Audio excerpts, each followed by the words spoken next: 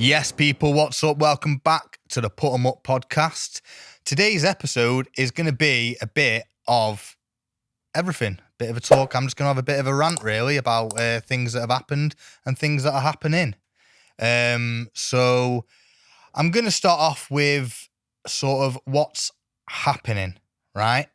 And I'm going to start off in the MMA world with Nick Diaz's return. So Nick Diaz is fighting at UFC 266. Now, for all you UFC fans out there, I know you are absolutely buzzing because he is an absolute character. He's a brilliant fighter, and we all love the Diaz brothers. So to see him come back after all that's happened is absolutely fantastic. So let's just rewind the clock a bit. So Nick Diaz's last fight was against Anderson Silva, which turned out to be a no contest. Nick Diaz got done because he likes to smoke weed, he likes to party, which is fine. But at the time, you weren't allowed to do it. So what happened is he went to court and Nick Diaz isn't much of a talker, as you probably see on his interviews and stuff like that. He doesn't really say much. He does his talking in the octagon.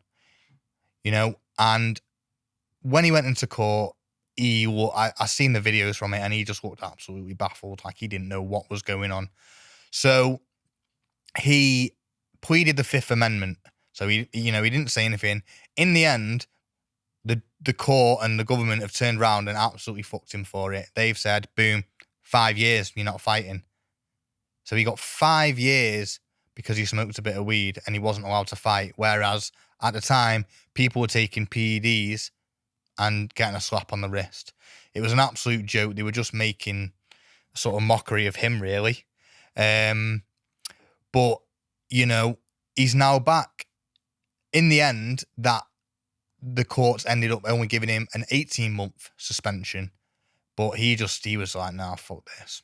And he was just partying and, he was just doing his thing, really. And nowadays, you can smoke weed and fight in the UFC. So it's a crazy world. But yeah, so he's back fighting Robbie Lawler for the second time. And I am absolutely buzzing. They had their first fight a long, long time ago when Robbie Lawler had hair. So you can imagine how far ago that was. And Nick Diaz won via TKO. He knocked him out. He hit him with a big hook and he went down. And it was a great brawl. Nick Diaz is an absolute, like his brother. We all know Nate. Nick Diaz is an absolute gangster. Like, him and his brother, they come in, hands up, like they're in the Put 'em Up podcast, and they're like, Stockton, motherfucker. They're repping at 209. I'm honestly, I'm buzzing to see him. I'm buzzing to see him fight again. The one thing I can say, though, is let's not overlook Robbie Lawler. Yeah, Robbie Lawler, if he loses, it's a five losses. However, he's a brawler. Robbie Lawler is a brawler. He is always game for a fight. He's been in some absolute wars. And I don't want to overlook Robbie Lawler. I know this is sort of Nick Diaz's return party.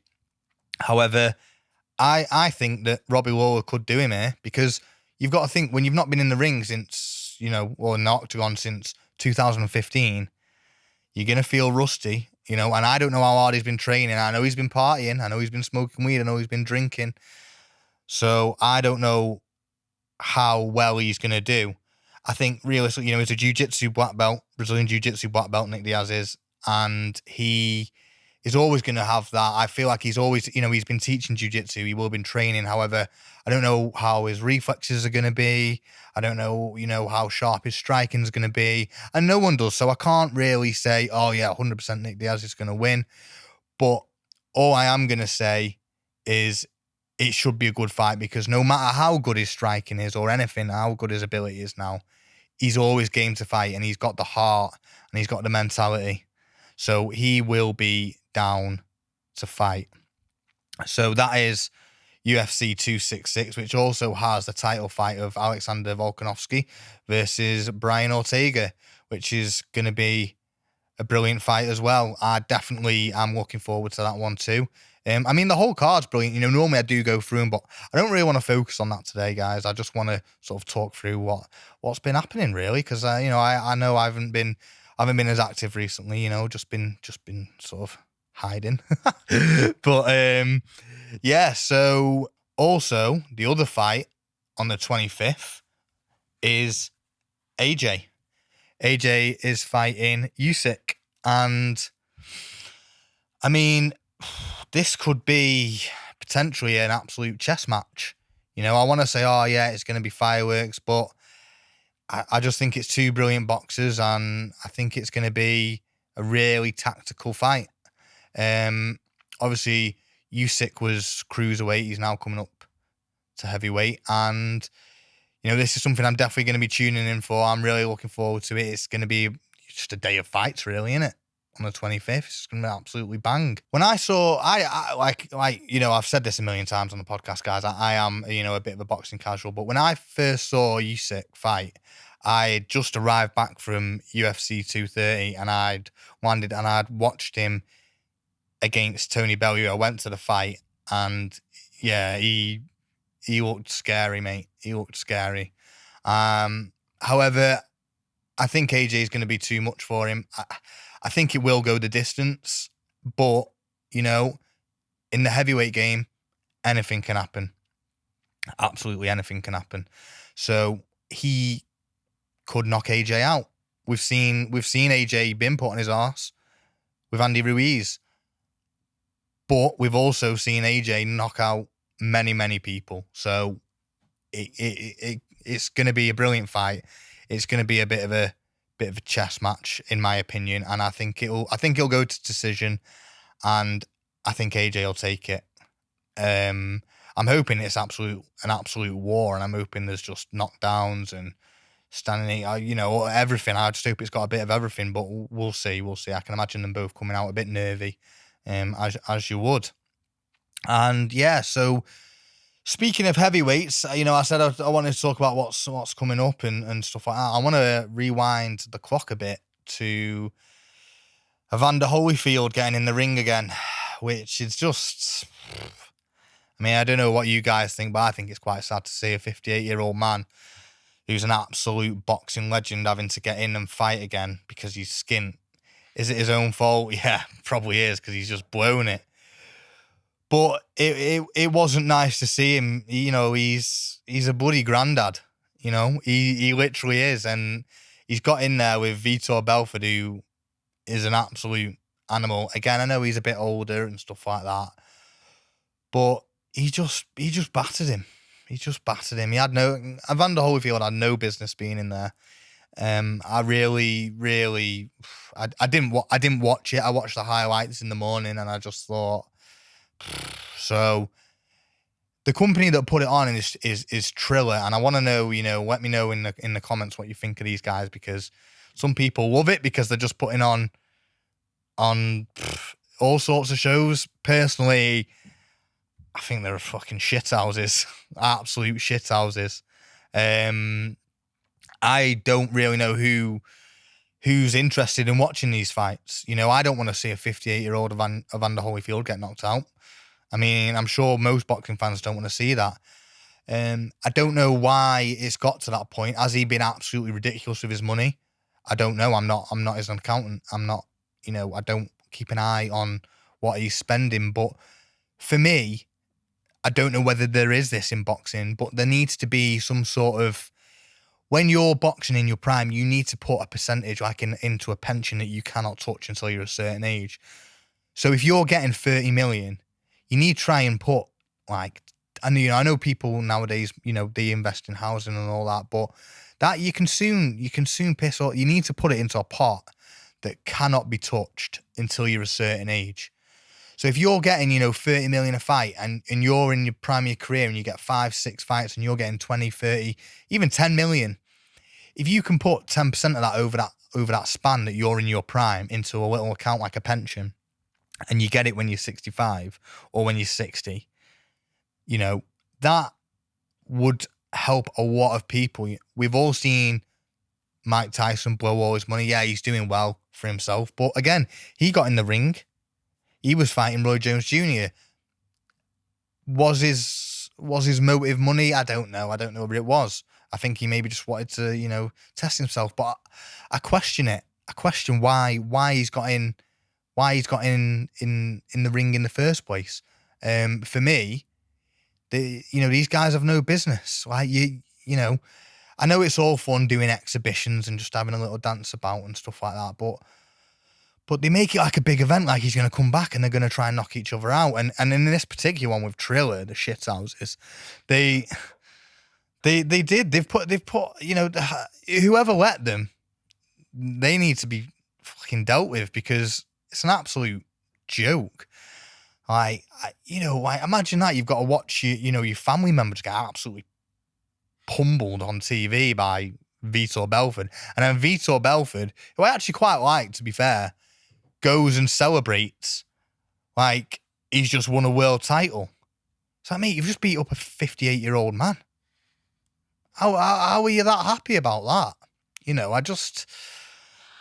It just blows my mind, to be honest. It really does. I think it's a very sad thing. And on the card was Anderson Silva, who is absolutely destroying everyone he boxes at the moment. He boxed Julio Chavez Jr., son of Julio Chavez Sr., of course, who is an absolute monster, arguably one of the GOATs of boxing, and beat him.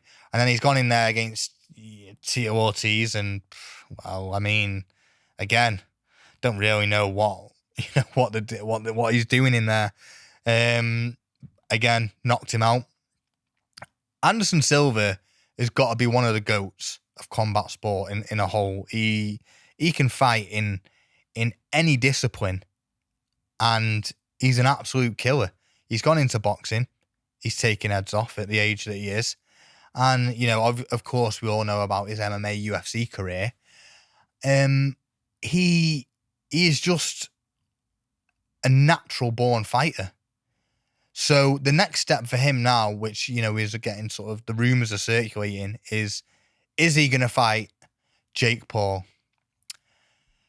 Yeah, we're going there again with that bullshit. I know. I know I give it sort of, I say I give it spotlight. I don't give it loads of spotlight because, but it's looking like that's a potential matchup. The Tommy Fury fight doesn't seem like it's going to happen. But the Anderson Silva fight might. Anderson Silva has got to beat him. Like, Tyron Woodley didn't do the job because it was typical Tyron Woodley. He was hesitant. He was, he didn't want to pounce on him, which he did knock him into the ropes, and he held himself up by the ropes. And for me, that's a standing 8 count, just to reflect back on that. But yeah, Anderson Silva's an absolute killer, and if they do fight, I hope he just knocks him out, and that's the end of it.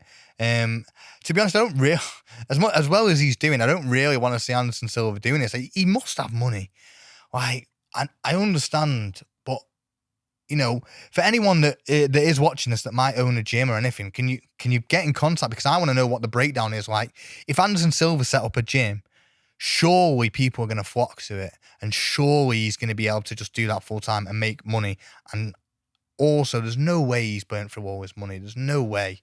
Like, you've got to, who are these people getting around them?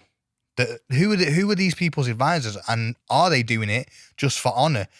These are fighters, and they just want to get stuck into fighting, of course. But sometimes you have to save fighters from themselves, because they always talk about going out on the shield, and some of them are willing, a lot of them are willing to just die in there, and that's not what we want to see.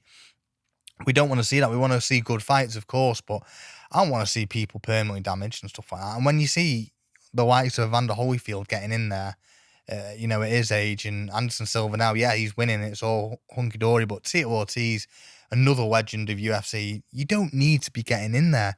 You just need to retire and just teach. Like, I know it's hard, and in other sports it must be hard. In football, once you start playing, you become a pundit or a coach or whatever, and it must be hard because you want to get on the pitch and you want to score goals and stuff like that or whatever. But you only have a certain amount of time in these industries, and there's nothing you can do about it. You can't stop time. So at some point you have to hang it up. I would love to see what Evander is really thinking. Like, why is he going in there? Like, is he really, was he really that desperate? Was there nothing he could do? Like, has he not got, people around him saying, oh, well, we can do this instead? Because he's just going to take loads of shots from, from an absolute killer. And that can't be good for your head at that age, like at 58 years old. Like, that's no chance. So yeah, that's sort of my opinion on that, guys. Like, we need to just all come together and boycott Triller because they're a pile of shite, and they need to stop putting on these events and thinking they're a proper organisation, because they're just a bunch of bullies, really. They're just shithouse scumbags. They're trying to sue everyone, Everyone that uses a Triller clip, they hit them with millionaire lawsuits. Wankers, mate. Absolute cunts. Wankers. So I can't stand them. But speaking of organisations, this is the final sort of point I want to make, guys. So Ariel Helwani has reported that there's a few influential people in UFC that are going to start their own league called the World Fighting League, and they've got the logo.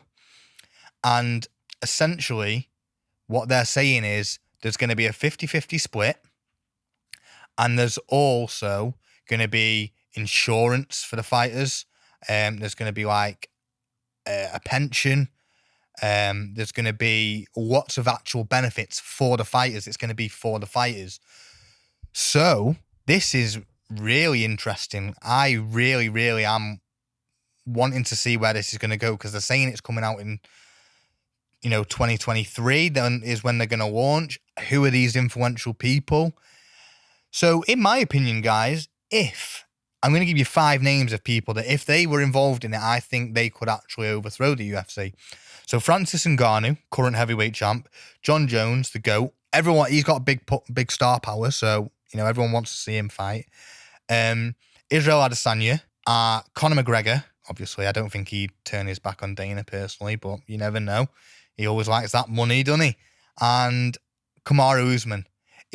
In my opinion, if those people go, do you know what? Yeah, we're going to do our own thing. We're all going to put our money together and we're going to get some investors. They potentially could.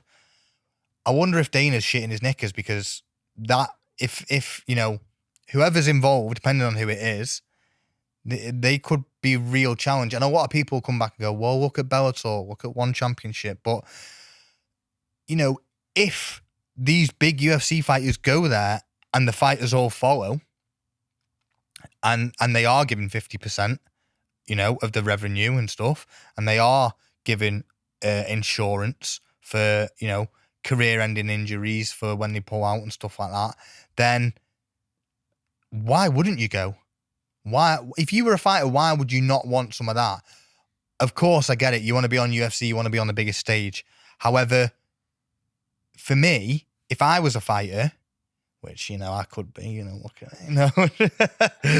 it, I would want to go, I'd want to go where I know that I'm going to be insured if anything happens. However, at the same time, you want to be on the biggest stage. And, I've said it before, the UFC is recognised as the biggest and the best organisation. So if you're a UFC champion, you are the best.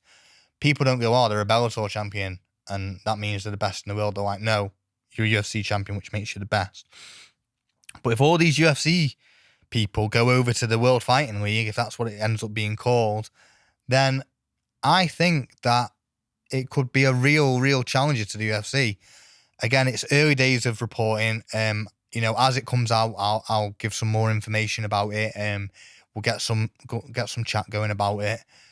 But there's some good things on the horizon if it is that.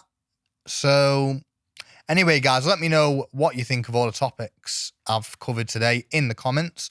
Don't forget to give us a like, subscribe, follow me. Just come and engage with me and we'll have a chat. So this has been the Put 'em Up podcast. Boom. See you later.